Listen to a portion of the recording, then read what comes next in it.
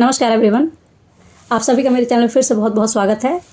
पिछले वीडियो में हमने बात की कि कैसे अबंडेंस ब्लॉक होती है, कैसे हमारे ही अपने कुछ काम, अपनी ही सोच, अपने तरीके, कुछ अपने थॉट प्रोसेस या पीछे जो पास्ट की जो जनरेशन टू जनरेशन चीज़ें चली आती हैं, किस तरीके से वो हमारे अबंडेंस को ब्लॉक करती हैं। कैसे हमें पता नहीं चलता है, लेकिन हम ही अपने अबंडेंस को ब्लॉक कर रहे होते हैं क्योंकि कभी भी सामने से कोई चीज़ अगर कोई आ रही है ब्लॉक करने, तो जब तक आपने कुछ ऐसा ना किया हो तब तक ब्लॉक नहीं होती है। तो इसी चीज़ पे बात करने की थी हमने लास्ट वीडियो में। इस वीडियो में हम बात करने वाले हैं कि किस तरीके से कौन कौन सी ऐसी चीज़ें हैं जो करके हम अपने अबंडेंस को और इंक्रीज़ कर सकते हैं। जहाँ पे रास्ते बंद पड़े हैं वहाँ कैसे रास्ते खोले जा सकते हैं, किस तरीके से हम अपनी लाइफ में जो बंद डोर है उसको ओपन कर सकते हैं। तो अगर आप चाहें तो इसको पॉइंटर की तरह आप लिख सकते हैं, नोट कर सकते हैं, अदरवाइज़ आप अपने दिमाग में रख सकते हैं, तो बहुत अच्छी चीज़ है। इसमें फर्स्ट मैं बात करूँगी एनर्जी की, जो पिछले वीडियो में भी बात की एनर्जी की। एनर्जी क्या है? सबसे बड़ी चीज़ जो अगर आपकी अबंडेंस को बढ़ाने में अगर कोई चीज़ सबसे ज़्यादा हेल्पफुल होती है या जिसके ऊपर डिपेंडेंट होता है, वो होती है आपकी खुद की एनर्जी। आप किस एनर्जी में हैं?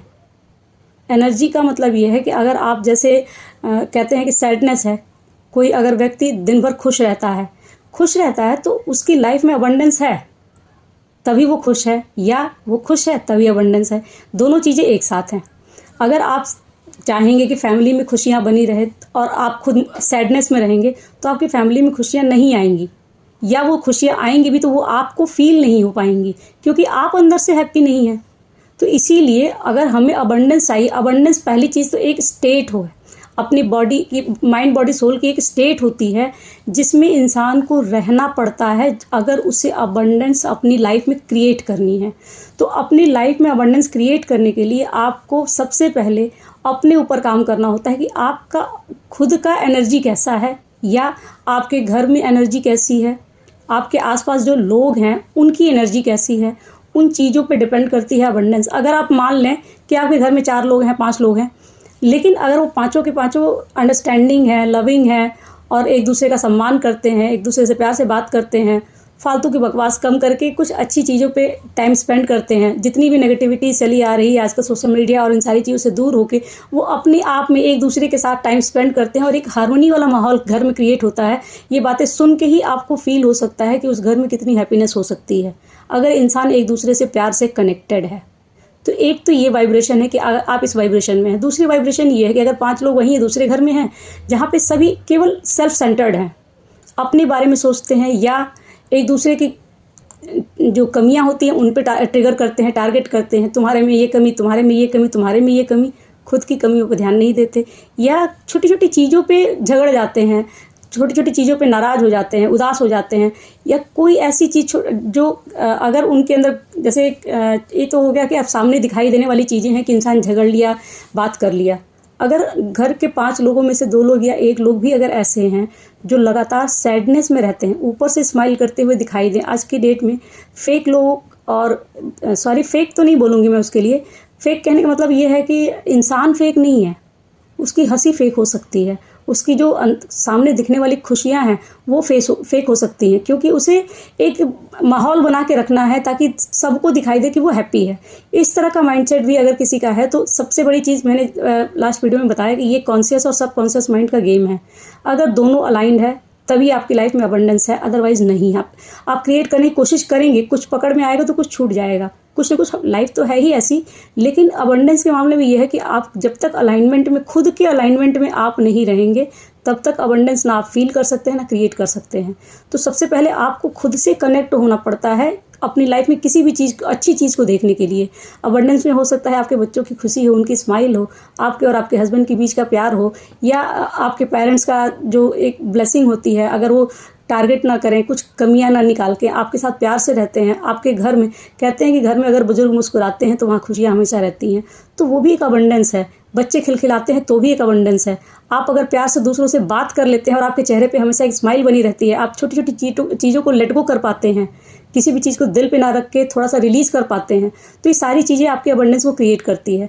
लेकिन इन्हीं सब चीज़ों पे हम बात करेंगे। सबसे पहले अपनी एनर्जी पे काम करना, वो एक अलग टॉपिक है, मैं उसको भी लेके आऊँगी। किस तरीके से आप अपनी एनर्जी को बैलेंस कर सकते हैं, मेंटेन कर सकते हैं, कैसे आप नेगेटिव एनर्जीज़ को आप कॉर्ड करके अपने आप से दूर रख सकते हैं। आप 5 लोगों के बीच में रहेंगे, अगर उनमें से चारों के चारों नेगेटिव हैं, मान लो कि एक टॉक्सिक फैमिली में आप रहते हैं और चारों के चारों नेगेटिव हैं, फिर भी आप अपनी एनर्जी को पॉजिटिव करके रख सकते हैं। ये एक कुछ चीज़ें हैं जिसके लिए आपको कुछ फॉलो करना पड़ता है, वो चीज़ें मैं लेके आऊँगी। फिलहाल बात करते हैं कि आगे कौन सी चीज़ें। पहले तो एनर्जी हो गई आपकी, एनर्जी ही है, जो एनर्जी देते हैं वो एनर्जी लौट के आती है। तो अपनी वाइब्रेशन को बढ़ाने के लिए आप जो कर सकते हैं आपको उसमें करना होता है। चाहे तो आप कुछ छोटी छोटी टिप्स हैं, जैसे मेडिटेशन वगैरह कुछ कर लें, या डेली के डेली आप जैसे मंत्रा जाप से भी जुड़ सकते हैं। किसी भी ईश्वर का, जिस भी ईश्वर में आप बिलीव करते हैं, उनका मंत्र उठा लें, आप उनका जाप करते हैं, आपकी हीलिंग क्लिंजिंग होती रहती है, आपकी वाइब्रेशन हमेशा हाई रहती है। आप कितना भी लो इंटेंसिटी से कोई बात करें, किसी भी तरीके से आपको खींचने की कोशिश करें, लेग पुलिंग करने की कोशिश करें, आप उनके टारगेट्स को समझ जाएंगे कि वो क्या करने वाले हैं या क्या चीज़ें हो रही हैं, किस तरीके से वो काम कर रहे हैं। और आपकी वाइब्रेशन अगर अच्छी है तो आप इन सब चीज़ों से बच के निकल सकते हैं। तो उससे क्या है कि आप अपने अबंडेंस में जो रास्ते में जो एक ब्लॉकेज आने वाली होती है दूसरों की वजह से, आप उसको भी कट कर पाते हैं, उसकी भी कॉर्ड को कट कर पाते हैं। तो एक तो ये एनर्जी हो गई। दूसरा पॉइंट होता है कि एक्चुअली ये इसके ऊपर वाली चीज़ है, लेकिन एनर्जी हमारी बॉडी के, इसलिए मैंने रखा नहीं। सबसे पहला पॉइंट होना चाहिए, और इसको सेकंड पॉइंट में रख सकते हैं आप, कि ये है दूसरों की सेवा करना। दूसरों की सेवा मतलब यहाँ पे पैर दबाना, हाथ दबाना नहीं है, वो भी हो सकता है। जो बड़े बुजुर्ग हैं या कोई ऐसा व्यक्ति है जिसकी ज़रूरत पड़ जाए दबाने की, तो वो भी एक सेवा ही है। लेकिन यहाँ पे सेवा का मतलब ये है कि जो प्रकृति, जो नेचर आपको सब कुछ देती है, आपके बिन मांगे आपको सांस लेने के लिए हवा देती है, पानी देती है, धूप है जो आपकी बॉडी को एनर्जाइज करके रखता है, हर एक चीज़ अवेलेबल है फ्री ऑफ कॉस्ट।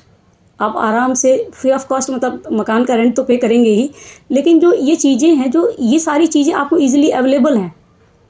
आप सोचिए कि अगर सांस भी खरीद के लेनी होती तो फिर इंसान की क्या हालत होती। लेकिन ये तो मदर अर्थ हैं जो आपको फ्री में देती हैं।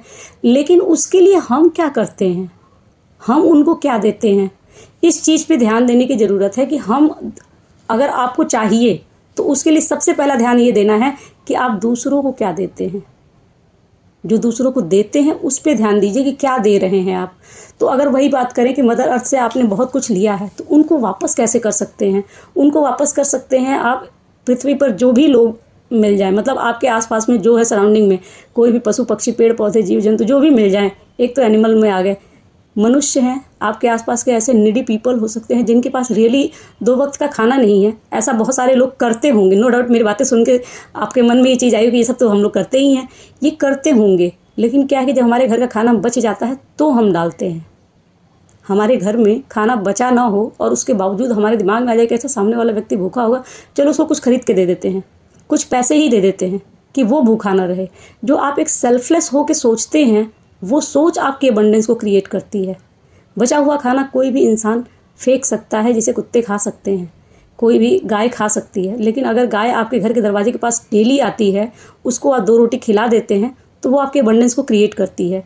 इसी तरीके से अगर आप किसी भी व्यक्ति की जो भी कभी परेशानी में दिख जाए, किसी भी तरीके से, मेंटली, फिजिकली, इमोशनली, किसी भी तरीके से दिख सकता है कोई, अगर कोई दुखी व्यक्ति है, अगर आपको समझ में आता है कि कोई है जो सैड है या जिसको ज़रूरत है इमोशनल सपोर्ट की या किसी भी तरीके से, अगर आप उसके लिए इमोशनली अवेलेबल हो जाते हैं थोड़ी देर के लिए, वो एक हेल्प हो जाती है। क्योंकि सामने वाला अपने आप को हील कर पाता है उससे, वो अपनी प्रॉब्लम्स को शेयर कर पाता है, उसको रिलीज़ कर पाता है।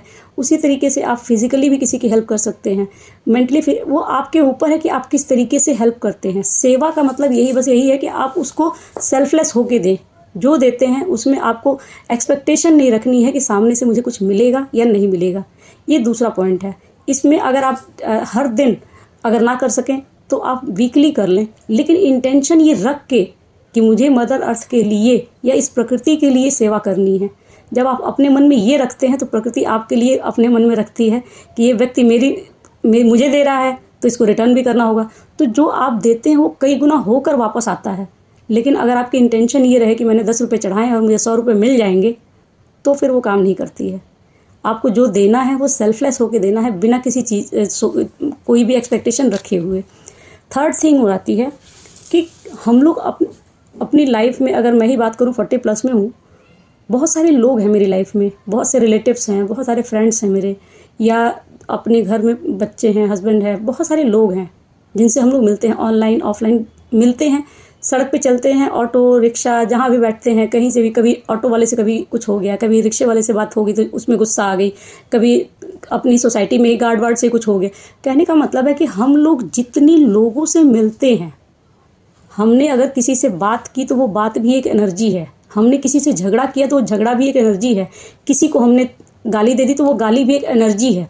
एनर्जी है मतलब कॉर्ड कनेक्ट करना। तो हमने अपनी लाइफ में पता नहीं कितने लोगों से अपनी कॉर्ड को जोड़ के रखा हुआ है, पॉजिटिव वे में भी रखा है और नेगेटिव वे में भी रखा है। पॉजिटिव वालों की तो बात ही नहीं है, जिससे आपको खुशी मिलती है, वो तो आपकी लाइफ में अबंडेंस क्रिएट करते हैं। जिनको याद करके आपके चेहरे पे स्माइल आ जाए वो आपको अबंडेंस देते ही देते हैं। लेकिन कुछ ऐसे भी लोग होते हैं हमारी लाइफ में जिनको याद करते के साथ हमें गुस्सा आती है, इरिटेशन होती है, नेगेटिविटी फील होती है। लेकिन क्या है कि हम उनके साथ कॉर्ड कनेक्ट करके रखते हैं, उन्हें ना छोड़ते हैं ना पकड़ते हैं। ऐसे लोगों के साथ आपको कॉर्ड को कट करना है, और कॉर्ड को कट करने का सबसे आसान रास्ता है फॉरगिव कर दीजिए, लेट गो कर दीजिए। अगर उसे फॉरगिव कर दिया कि ठीक है, उसका कुछ कर्म बंधन रहा होगा मेरे साथ, तो उसने मुझे पेन दिया या इस तरह की प्रॉब्लम दी या मुझे इतना लॉस करवाया, मनी का हो चाहे किसी भी चीज़ का, उस व्यक्ति को ये मान के कि जो मेरे लिए था, जो मुझे मेरी तरफ से उसको देना था, हो सकता है कुछ पेंडिंग रहा हो किसी लाइफ टाइम का, जो आपने इस बार पे कर दिया, अब जाओ आप अपने रास्ते, मैं अपने रास्ते। मतलब ये नहीं है कि उसको घर से बाहर निकाल दिया सारी चीज़ें, एनर्जी को। और आप इस चीज़ पे अगर बिलीव करके एक बार अपने मन में केवल ये सोच लेते हैं ना कि मुझे अब इसके साथ कोई भी कॉर्ड कनेक्ट करके नहीं रखनी, फील करके उस कॉर्ड को आप केवल इमेजिन कर लेते हैं ना कि आपका और उसके बीच में एक एनर्जी की कॉर्ड है, वाइट लाइट हो, ब्लैक लाइट हो, जो लाइट हो, और वो कट गई। आप ये देखेंगे कि इमीडिएटली आपको रिलीफ मिल जाता है, जैसे फील होता है कि कुछ आपने रिलीज़ कर दिया। इसी तरीके से आपको बहुत सारे ग्रजेस होते हैं लोगों के लिए, किसी ने आपको दुखी किया, उसने मेरी लाइफ में ये प्रॉब्लम कर दी, उसने मेरा ये ले लिया, उसने मेरी ये बात नहीं मानी, उसने मेरे को ये दुख दिया। बहुत सारी चीज़ें हैं, लिस्ट बनाएंगे तो अनगिनत लोग मिल जाएंगे जिनसे आपको छोटी छोटी शिकायतें होती हैं। उन सारे लोगों से आपको अपनी कॉर्ड को कट करना होता है। जब आप उनको माफ़ कर देते हैं तो वो अपने आप वो चीज़ें रिलीज़ हो जाती है। और माफ़ करने का सबसे आसान रास्ता है कि उन्हें एक छोटे बच्चे के रूप में देख लीजिए। जब छोटे बच्चे के रूप में देखेंगे तो माफ़ी अपने आप निकल के आती है, क्योंकि छोटे बच्चे को आप कितना सज़ा दे सकते हैं। और अगर कोई आपका लव्ड वन हो जिससे आप नाराज़ हैं, तब तो आसानी से माफ़ कर सकते हैं, तो फिर तो माफ़ी तुरंत निकल के आ जाती है। तो अगर एक तो ये है कि आप लोगों को फॉरगिव करना सीखें, उनके साथ ग्रजेस रख के कुछ नहीं मिलना। आप खुद ये फील करेंगे कि जब तक हम किसी से नाराज़ होते हैं तो उसका कुछ नहीं बिगड़ता, हम स्ट्रेस में रहते हैं, तो उस स्ट्रेस में हमें क्यों रहना। और जैसे ही आप अपनी तरफ से वो नेगेटिव कॉर्ड कट करते हैं, सामने वाले को क्या होता है, कॉर्ड कट, अगर कॉर्ड जुड़ी हुई है तो आप नेगेटिविटी लगातार सेंड करते रहते हैं, तो वहाँ से क्या आएगी, नेगेटिविटी। जैसे ही आपने कॉर्ड कट करके उसको माफ़ कर दिया कि ठीक है भाई उसने गलती कर दी, छोड़ो जाने दो, आपने कहा छोड़ो जाने दो, ये सेम मैसेज उस व्यक्ति तक जाता है कि इस चीज़ में कुछ नहीं रखा, तुम्हारा भी नुकसान मेरा भी नुकसान, इसको छोड़ते हैं, तुम अपने रास्ते जाओ, मुझे अपना काम करने दो। ये सेम चलता है। और कभी कुछ टाइम बाद ये चीज़ होती है कि जिनसे आपके रिलेशन ख़राब होते हैं उनसे भी रिलेशन आपके अच्छे हो जाते हैं। आप उनको भूल कर देखें, थोड़ी देर के लिए उनको दिमाग से निकाल करके देख लें। नेक्स्ट चीज़ होती है आपका थॉट प्रोसेस, कि आप किस थॉट प्रोसेस में रहते हैं। जैसे हमने कहा कि आपको चाहिए पैसे, इतना पैसा मुझे चाहिए, लेकिन आपकी वो जो एफिशिएंसी कह सकते हैं, आपकी जो जॉब है उस जॉब में इतने पैसे नहीं हैं, ये कुछ प्रॉब्लम है जहाँ पे आपको लगता है कि इतना अर्न नहीं कर सकते, लेकिन आपके अंदर की इच्छा है कि उतना आ जाए। तो वो क्या है कि इच्छा और जो आपकी थॉट है वो अलाइन नहीं है। तो थॉट को आपको चेंज करना है, केवल ये सोच के कि ठीक है मैं वर्दी हूँ और मैं सफिशिएंट हूँ, इतनी चीज़ें मैं क्रिएट कर सकता हूँ, या ये चीज़ें मेरी लाइफ में आएंगी, मैं मेहनत करूँगा और मेरी लाइफ में आएंगी। वो आपका जो कॉन्फिडेंस होता है, थॉट प्रोसेस में जो कॉन्फिडेंस की है तो मेरा ही है। जैसे अगर मान लीजिए कहें कि कुछ आपके फैमिली पर्सन भी होंगे जिनमें आप सीधे से बहुत हक के साथ कहते हैं अरे ये तो मेरा है, वो आपका बन के रह जाता है। और जिस दिन आपके मन में डाउट होता है क्या ये मेरा है, तो कहीं ना कहीं से वो चीट करके निकल जाता है। ये होता है आपका थॉट प्रोसेस, कॉन्फिडेंस। अगर आपने हक दिखाया पूरे कॉन्फिडेंस के साथ, तो वही वाला थॉट आप यूनिवर्स को देते हैं कि ये शख्स मेरा है, ये घर मेरा है, ये चीज़ मेरी है, मेरी मतलब इसको मैं ओन करता हूँ, ये मेरा है, मेरा हक है इस पर।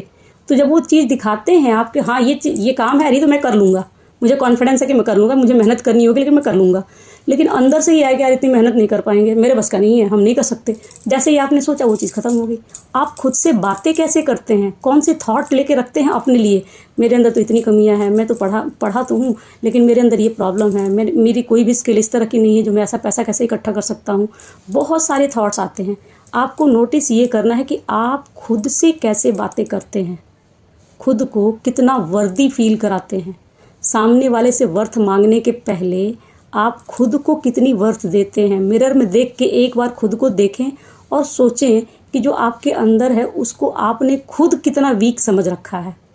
अगर आपने वीक समझ रखा है तो सामने वाला स्ट्रॉन्ग कैसे समझेगा। ये होता है थॉट प्रोसेस। आपको बस इसको चेंज करना है। इसको चेंज कैसे कर सकते हैं? अफर्मेशंस के थ्रू। जैसे हम लोग छोटे बच्चे को समझाते हैं, अगर वो गिर जाता है तो क्या, पैर झाड़ो और बोलो आई एम ब्रेव, तुम बहुत ब्रेव हो। आपने अफर्मेशन दी कि तुम ब्रेव हो और बच्चा उठ खड़ा हो जाता है। क्यों? क्योंकि उसका माइंड लॉजिकल नहीं है, अभी बहुत ज़्यादा सोच नहीं पाया, उसको लगा कि हाँ मैं ब्रेव हूँ। वही थॉट आपको अपने सबकॉन्शियस माइंड को देना है कि yes I can do it. जिस दिन आप इस चीज़ को ठान लेते हैं, आप एक इसकी प्रैक्टिस होती है कुछ टाइम की। जब आप प्रैक्टिस करते हैं, बहुत सारे पॉजिटिव अफर्मेशंस देते हैं, I am happy, I am वर्दी, आई एम ब्लेस्ड, कुछ भी बोलें, जो आपको चाहिए वो पॉजिटिव बोले, असर्टिव। नो या नहीं वर्ड का यूज़ नहीं करना। ये होता है अफर्मेशंस थॉट प्रोसेस के लिए, कि अपने थॉट प्रोसेस को चेंज करना, जिससे अबंडेंस आपकी लाइफ में क्रिएट होती है। और आप इन चीज़ों को कुछ आजमा के देख लें, मिनिमम 11 डेज़ या 21 डेज़। 21 डेज़ तक कोई भी प्रोसेस करके दिखाता है लगातार, तो वो चीज़ हमारी लाइफ में मैनिफेस्ट हो जाती है। तो वो अगर आप करना चाहेंगे तो करके देख लें, उससे आपको समझ में आ जाएगा। नेक्स्ट चीज़ होती है कि हम लोग अपनी लाइफ में बहुत सारी नेगेटिव जो जजमेंट रखते हैं लोगों के लिए, ये ऐसा है, वो वैसा है, इसने ऐसे किया, ये जजमेंट है। वो शख्स अपने तरीके से आपके साथ बिहेव कर रहा है, वो जैसा है वो वैसा बिहेव कर रहा है। आपने उसको कैसा समझ रखा है, ये आपकी अपनी सोच है। लेकिन आप क्या करते हैं? जजमेंट पास करते हैं कि वो तो ऐसा ही है, उसने ऐसा किया मतलब उसका नेचर ही ऐसा होगा, अरे वो दिख रहा था इस तरीके से तो इसी तरीके से होगा। क्यों भाई? उसको जजमेंट देना ज़रूरी नहीं है। किसी भी इंसान को वो जैसा है वैसा एक्सेप्ट करने की जब आपके अंदर हिम्मत आ जाती है या इच्छा आ जाती है, या कह सकते हैं कि उसको उसी तरीके से आप जब एक्सेप्ट कर लेते हैं, तो अपने आप वो जजमेंट मिट जाती है कि आप उसको जजमेंट क्या देते हैं कि वो कैसा है। वो जैसा है वो अपने जैसा है। एक तो जजमेंट हो गई। दूसरी चीज़ वही क्रिटिसाइज़ करना, किसी को भी, किसी को ब्लेम करना। ब्लेम, जजमेंट और क्रिटिसाइज, ये तीनों वर्ड सिमिलर से हैं, इनके जो असर हैं वो भी सिमिलर से हैं और ये इफ़ेक्ट भी सिमिलर ही रखते हैं। तो इस तरह की थॉट प्रोसेस से निकलना है। नेक्स्ट पॉइंट आता है, बहुत ज़बरदस्त वाला है ये। अगर लेडीज़ सुन रही हैं मेरे वीडियोस को, देख रही हैं, तो स्पेशली वो उनको समझ में आएंगी। गॉसिप से दूर रहना है। मैंने कल की वीडियो में भी बताया था कि अगर आप एक किसी व्यक्ति के साथ बैठे हैं और आप एक दूसरे की बात ना करें, किसी तीसरे की बात करते हैं, तो उसको कहते हैं गॉसिप। उस तरह की गॉसिप से बचना है। नेगेटिव जो किसी और के बारे में अगर आप बात कर रहे हैं जो वहाँ प्रेजेंट नहीं है, तो आप एक बैड कर्मा कर रहे हैं। और अगर आप बैड कर्मा कर रहे हैं तो आपके पास मिलेगा क्या? लौट के क्या आएगा? इस चीज़ को हम लोग समझते नहीं हैं। एक्चुअली मैंने भी बहुत टाइम बाद समझा, और रियलिटी यही है कि ये चीज़ें काम करती हैं और इसी तरीके से काम करती हैं। जैसे मैंने बताया कि अगर हम दो लोग बैठे हैं और तीसरे की बात करें जो वहाँ प्रेजेंट नहीं है, तो वो एनर्जी उस तक जाती है जो आप निकालते हैं अपने मुंह से। आपने निकाली, सामने वाले से बात कर रहे तो सामने वाले ने भी कुछ भेजा, वो दोनों की दोनों एनर्जी उस तक गई। वो किस स्टेट में है, उसके ऊपर वो एनर्जी किस तरीके से काम करेगी, आपने इसका अंदाज़ा भी नहीं लगाया। अगर आपने किसी को कह दिया कि पता नहीं क्या यार वो देख रहे ऐसे ऐसे बिहेव करता है और पता नहीं कैसा है, वो ऐसा ही होगा, तो क्या है, आपने उसके लिए एक नेगेटिव जजमेंट पास की, क्रिटिसाइज़ किया, प्लस गॉसिप कर दी। और वो एनर्जी है नेगेटिव, वो नेगेटिव एनर्जी किसी के पास अगर गई है तो उसके पास भी तो नेगेटिविटी ही देगी। कई बार होता होगा कि आप बैठे रहते होंगे और अचानक से लगता होगा कि बिना किसी रीज़न के मुझे बहुत तेज़ गुस्सा आ रही है, मुझे गुस्सा करके इस तरीके से बोलना नहीं था, लेकिन अचानक से मेरे अंदर से ऐसे गुस्सा वाले वर्ड्स क्यों निकल रहे हैं? क्योंकि आपके लिए कोई गुस्से भरी बातें कर रहा है। ये होती है एनर्जी। अगर कहते हैं ना कि माँ, या पहले माँ के लिए स्पेशली आता था कि माँ बहुत प्यार से याद करती है, तो बच्चों को पता चल जाता है, या बच्चा माँ को दिल से याद कर ले तो माँ को भी घबराहट से होने लगती है। ये एनर्जी ही है। अगर आपके बारे में कोई अच्छी बात करे तो भी पहुंचता है, आप उस दिन बहुत अच्छा फील करेंगे, लगेगा कि कोई अच्छी सी पॉजिटिव एनर्जी आपके पास आ गई है। अगर कोई वही 10 लोग मिलकर आपके बारे में नेगेटिव बातें करने लगते हैं, आप कितनी भी पॉजिटिव एनर्जी में अपने घर में अकेले हैं, पॉजिटिव में हैं, कहीं से कोई आपके पास कोई नेगेटिविटी नहीं है, लेकिन उसके बावजूद आपका मन ख़राब हो जाएगा।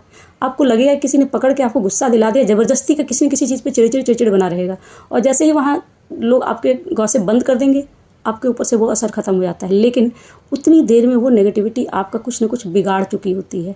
इसी तरीके से जब आप बात करते हैं तो किसी न किसी का कुछ बिगड़ चुका होता है। जब किसी का कुछ बिगड़ेगा तो आपका बन नहीं सकता। इसीलिए गॉसिप हम लोग को लगता है कि ये एंजॉय करने का एक तरीका है, लेकिन इस एंजॉय करने के तरीके से पता नहीं कितनों का कितना बर्बाद हो चुका है, कितना ख़राब हो चुका है, हमें अंदाज़ा तक नहीं होता है। तो इस अगर खुद के लिए ही कर लें, अपने लिए ही कर लें कि हाँ मुझे अपना सब ठीक रखना है, तो अपने आप को सही रखना है, अपनी लाइफ को सही रखना है, तो मुझे दूसरे की बात नहीं करनी, ना मैं दूसरों को नेगेटिविटी भेजूँ, ना दूसरे की नेगेटिविटी मेरे पास आए। अगर आप ये स्टेटमेंट केवल यूनिवर्स में ऐसे ही छोड़ देते हैं कि मैं इस चीज़ को नेगेटिविटी कहीं ना किसी को सेंड करूं और ना ही किसी की नेगेटिविटी मेरे तक आए, तो जब तक आप अपनी ज़ुबान से नहीं भेजेंगे तब तक आप देखेंगे कि आप भी दूसरों की नेगेटिविटी से प्रोटेक्टेड रहते हैं।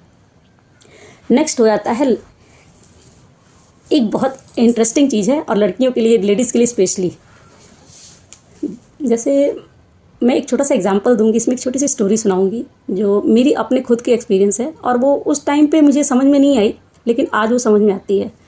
एक कॉलेज टाइम में साइकिल से जाती आते थे, मेरी एक फ्रेंड के साथ मैं जा रही थी, तो अचानक से एक लेडी आई और वो थैला ली हुई थी, लेकिन वो कहने लगी बेटा मैं इलाहाबाद से आई हूँ, लेकिन अचानक से मेरा पर्स कहीं गिर गया है और मुझे इलाहाबाद वापस जाने के पैसे नहीं हैं। उस टाइम पे 10 रुपये मैं लेके जाती थी, साइकिल में हवा डलवानी होती थी, इसलिए पापा दे देते थे कि हाँ लेके जाओ। तो वो 10 रुपये मेरे पास पड़े थे। अब मेरे दिमाग में ये कि यार इसको अगर बाई चांस, दोनों तरफ से दिमाग में आता है कि कहीं झूठ तो नहीं बोल रही, फिर दिमाग कहता है कि अगर ये झूठ बोल भी रही है तो उसमें तो मान लो अगर मेरा 10 रुपये का नुकसान है, बाई चांस अगर ये सच बोल रही होगी तब फिर मैं भी हेल्प ना करूँ, बाई चांस किसी ने हेल्प नहीं की तो ये तो फंस जाएगी, तो चलो आधा नुकसान सहते हैं। मैंने वहीं पे मेडिकल स्टोर से 10 रुपये का चेंज करा के 5 रुपये उसे दिए और ख़ुद को 5 रुपये रख लिए। जब उसको दे दिए ना, तो मुझे वो मतलब बहुत कंट्रोल करने के बाद भी मुझे रुकते नहीं बना, तो मैंने दे ही दिया। देने के बाद मुझे बहुत अच्छा फील हुआ, तो उसके बाद रिलैक्स हो गया मन कि हाँ चलो ठीक है, अगर ये झूठ भी बोली तो मेरा 5 ही रुपये का नुकसान है, कम से कम उस गिल्ट से मैं बच जाऊँगी कि हाँ उसको बाई चांस ज़रूरत रही और मैंने हेल्प नहीं करी, और इसके लिए मैंने डांट भी खाई थी अपने दोस्त के घर जाके। लेकिन ये एक चीज़ थी जो उस टाइम पे मैंने की और मुझे बाद में रियलाइज़ हुई कि ये क्या था। एक्चुअली जो मैं बोल रही हूँ ना कि आप अपने आप को एक, जैसे किसी के पास होता है कि 25 रुपये पड़े हैं, लेकिन उसको अगर 25 ही रुपये पड़े हैं तो क्या कहेगा कि यार मेरे ये काम बचा हुआ है, वो 25 रुपये मुझे बचा के रखने हैं वरना मेरा काम नहीं होगा। तो आपने अपने मन में, छोटी सी चीज़ है, अपने मन में एक थॉट दे दिया कि यार मेरे पास 25 रुपये ही हैं, मैं 25 रुपये में से अगर मैंने खर्च कर दिए तो वो मेरे पास तो 25 है, मेरा मतलब इतना ही है, मेरे पास तो बहुत कम पैसे हैं। लैक को आपने शो कर दिया। लेकिन अगर वही हमने कह दिया कि 25 रुपये है ना मेरे पास, जैसे कहते हैं ना भिखारी राजा की ज़िंदगी जीता है और राजा भिखारी की ज़िंदगी जीता है, ये होता माइंडसेट की वजह से ही है। ये एक भिखारी के पास कुछ नहीं है, जो मिलता है उतने में ही खा के वो एकदम थाट से रहता है बिना टेंशन के, और वही चीज़ है कि वो अपनी लाइफ में हंसी खुशी रह लेता है। लेकिन वहीं अगर राजा है, राजा के पास सब कुछ होते हुए भी एक माइंडसेट अगर ऐसा आ जाए कि अरे मेरे पैसे को कोई हड़प न ले, मेरा राज्य कोई हड़प न ले, तो वो माइंडसेट उसको कहीं ना कहीं एक कैदी की तरह बना के रख देता है और वो भिखारी की ज़िंदगी जी रहा होता है, वो फ्रीडम नहीं मिलती उसको। आपने अपने आप को कितना लैक में रखा हुआ है ये देखना है। जैसे लेडीज़ के लिए है कि अगर रियली, जैसे होता है कि इस पर बचा के रखते हैं, अरे नहीं ये कभी काम आएगा, रख लो, फिर भी दिमाग में रहेगा कि यार थोड़े से और बढ़ जाते, थोड़े से और बढ़ जाते। लेकिन क्या है कि हमारे पास कोई एक एनर्जी आई और उसको हमने सेव कर लिया कि मेरे फ्यूचर में काम आएगा, मेरे फ्यूचर में काम आएगा, और उसके लिए सेव कर लिया। वो एनर्जी तो हमने रोक दी, तो हमारे पास आने वाली एनर्जी भी तो रुकेगी ही। एनर्जी को जब हम फ्लो देते हैं तो वो फिर फ्लो बना रहता है, आती रहती है जाती रहती है, आती रहती है जाती रहती है। लेकिन जैसे ही उसको फ्लो को हम रोकते हैं, हमारे घर में भी फ्लो रुक जाता है। इसीलिए आपके पास अगर थोड़े मंथ में ये आदत में डाल लें, मंथ में 10 रुपये, 20 रुपये, 100 रुपये, जितना भी आपको अपनी सहूलियत के हिसाब से लगे, अपने ऊपर खर्च करें और एक मैसेज ये यूनिवर्स को भेजें कि आप अबंडेंट हैं, आपने अपने ऊपर जो उन्होंने आपको दिया उसमें से इतने पैसे आपने अपने ऊपर खर्च किए, आप बहुत खुश हैं।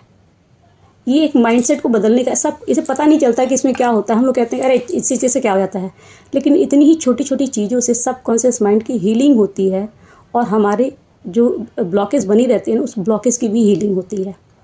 तो ये कुछ पॉइंट्स हैं, अगर आप इसमें कुछ भी अपना लेते हैं थोड़े बहुत भी, तो आप देखेंगे कि आपकी लाइफ में चेंज आ जाएगा।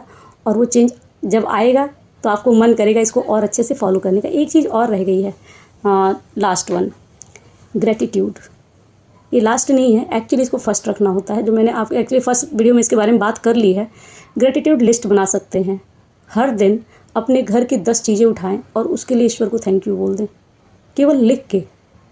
Thank you for the food, हम लोग ये प्रेयर करते थे और वो प्रेयर्स में ही होता था। कई बार होता है, आज भी आदत में है वो चीज़ कि अन्न हाथ में आते ही पहले भले ही मुंह से कुछ ना निकले लेकिन उसको प्रणाम करके ही खाना है।